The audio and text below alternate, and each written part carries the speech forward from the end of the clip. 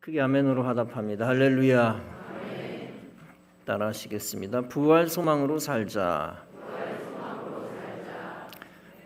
부활 소망으로 살자는 제목으로 부활 메시지 증거합니다. 수소 풍선이 있습니다. 일반 풍선은 하늘로 던져도 다시 떨어집니다. 반대로 수소 풍선은 저절로 하늘로 올라갑니다. 따라서 그것을 놓치지 않기 위해 실을 달아 손으로 잡습니다. 강아지를 끌고 다니듯 풍선을 뛰어 끌고 다닐 수 있습니다. 그러다 실수하면 풍선을 놓쳐버립니다. 대부분 수소 풍선을 놓쳐본 경험들이 있을 것입니다. 저도 수소 풍선을 놓친 경험이 있습니다. 일단 손에서 벗어난 풍선은 영원히 다시 잡을 수 없습니다. 손에서 떠난 풍선을 생각하면 바로 떠오르는 것이 있습니다.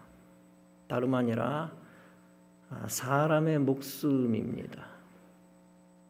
한번 목숨이 끊어지면 다시는 돌려놓을 수 없다는 것입니다. 끊어지기 전에는 겨우 살릴 수가 있습니다. 병원에서 숨이 희미하게라도 붙어 있다면 온 의사들이 다 달라붙습니다. 그리고 어떻게 해서라도 살려보려고 애를 씁니다. 그러나 일단 숨이 넘어가면 아무 소용이 없습니다. 그 어떠한 큰 병원, 큰 의사라 할지라도 손을 놓습니다. 왜 그렇습니까?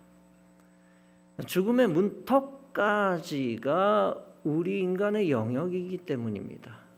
그 문턱을 넘어서는 것은 우리네 영역이 아니기 때문입니다.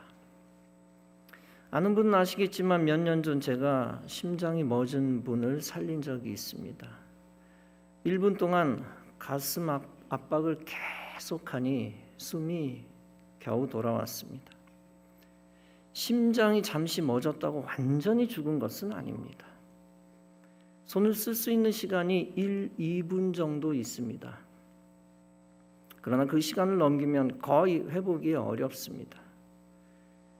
인간이 병에서 치료받고 다시 살아나는 것은 부활이 아닙니다. 그것은 죽기 직전 살아나는 소생입니다. 소생해도 수명이 다하면 언젠가는 모든 인간은 사망합니다. 숨이 완전히 끊어지면 사망 진단을 내립니다. 그때는 억만금이 있어도 살리지 못합니다. 수소 풍선을 손에서 놓친 것이나 다름없습니다. 인간이 아무리 소리 지르고 발버둥 쳐도 놓친 풍선을 다시 잡을 수 없습니다. 인간의 끊어진 생명도 아무리 난리쳐도 다시 돌이킬 수 없습니다. 죽음의 권세 앞에서는 인간은 무력합니다. 더 이상 소망이 없습니다. 그러나 감사하게도 우리에게는 구원자 예수 그리스도가 계십니다. 예수님에게는 불가능이 없습니다. 예수님은 죽은 자를 살리시고 죽은 자에게 부활 생명을 주십니다. 죽어 없어질 인간에게는 오직 예수님만이 소망이 됩니다. 죽음을 앞에 둔 인간에게 여전히 소망이 있습니다. 다름 아니라 부활 생명이 있기 때문입니다. 본문은 부활 생명의 실체에 대해서 바울이 말합니다. 나팔 소리가 나며 죽은 자들이 썩지 아니할 것으로 다시 살아나고 우리도 변화되리라. 이 썩을 것이 반드시 썩지 아니할 것을 입겠고 이 죽을 것이 죽지 아니함을 입으리로다. 이 썩을 것이 썩지 아니함을 입고 이 죽을 것이 죽지 아니함을 입을 때는 사망을 삼키고 이기리라고 기록된 말씀이 이루어지리라. 바울은 그리스도의 재림의 때를 설명합니다. 그때 이미 죽었던 자들이 다시 부활의 몸을 가진다는 것입니다. 썩어 없어질 몸이 변하여 썩지 아니할 몸이 된다는 것입니다. 죽어 없어질 몸이 변하여 죽지 아니할 영생의 몸이 된다는 것입니다. 사망을 삼키고 이기리라는 말씀은 이사야 25장 8절의 말씀입니다. 사망을 영원히 멸하실 것이라는 말씀입니다. 인간은 혹시 질병을 멸할 수는 있습니다. 모든 질병이 아니라 어떤 특정한 질병입니다. 천연두가 과거 전 세계를 뒤엎었고 수많은 사람들이 죽었습니다. 그런데 인류의 노력으로 천연두를 퇴치하여 거의 전멸되었습니다. 의학의 발달로 불치병이 많이 치유되기도 합니다. 그러나 또 다른 신종 전염병이 기승을 부립니다. 또 다른 질병이 인간을 괴롭힙니다. 특히 죽음을 정복할 수는 없습니다. 장수에 도움을 주는 식품이나 약은 개발할 수 있습니다. 술, 담배와 악한 음식을 줄여 수명을 연장할 수는 있습니다. 그러나 죽음 자체를 멈출 수는 없습니다. 인간의 육체는 흙으로 지어진 흙으로 돌아갈 몸이기 때문입니다. 따라서 고린도전서 15장은 말씀합니다.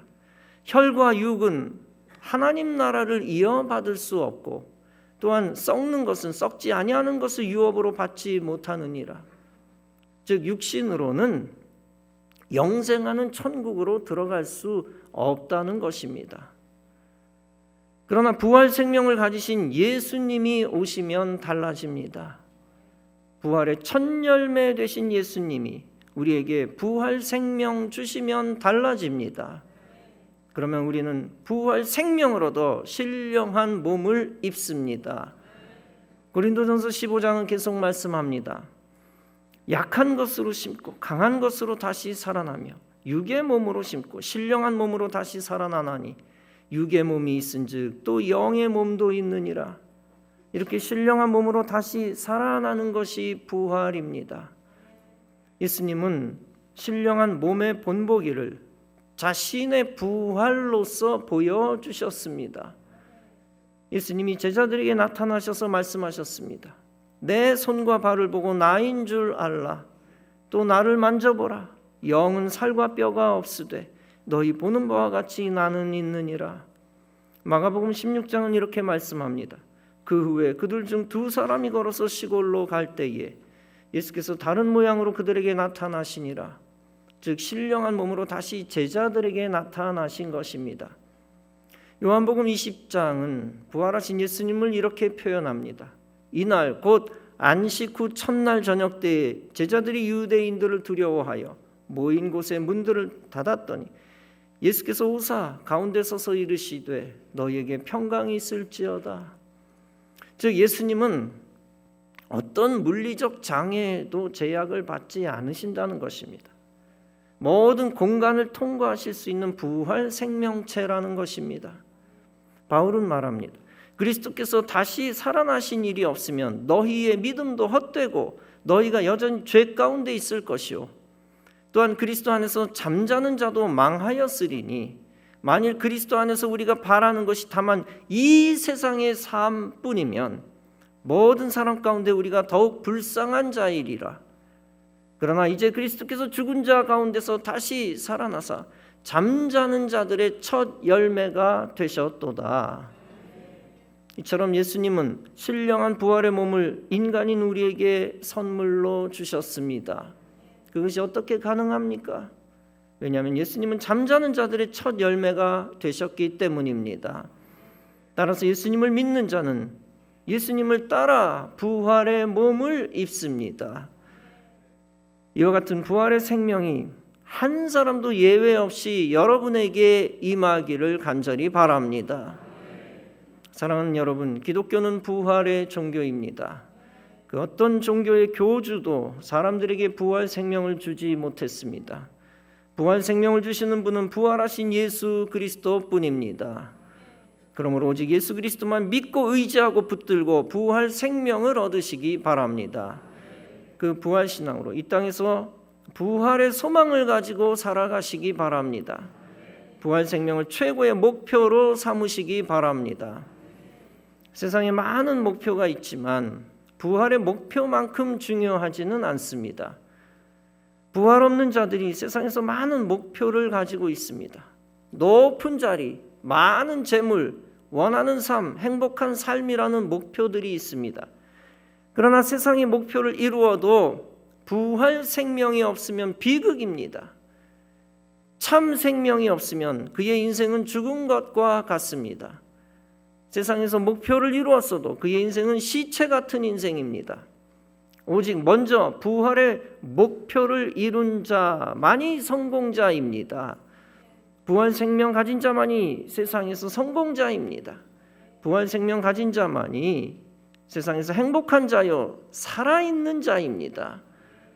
참 생명을 가진 자가 목표를 세울 때 그 모든 여타의 목표들은 의미가 생깁니다. 그의 목표는 세상에서도 같이 있습니다. 그의 목표를 하나님이 책임져 주십니다. 부활의 소망을 가진 자만이 하늘로부터 행복을 선물로 받습니다. 그가 이 땅에서도 진정으로 행복하게 살 수 있습니다. 오직 부활 소망을 가지고 살 때 이 땅에서 두려움도 이깁니다. 죽음의 권세를 이기고 두려움을 이기는 길은 부활에 대한 확신뿐입니다. 부활 소망을 가진 자가 죽음 앞에서도 진정 전쟁 중에서도 죽음의 두려움을 이깁니다. 부활 소망을 가진 자가 허무주의에 빠지지 않고 의미 있게 인생을 삽니다. 그리고 부활 소망을 가진 자가 하나님 주신 사명을 기쁘게 수행합니다. 그러므로 부활 소망으로 사는 길이 최선의 신앙생활입니다. 부활 소망을 통해서 가장 위대하고 가치 있는 믿음의 역사가 나타납니다. 여러분 모두 부활 소망으로 사망 권세를 이기고 이 땅에서 믿음의 역사를 일으키며 능력 있게 살아가시기를 주님의 이름으로 축원합니다. 기도하시겠습니다.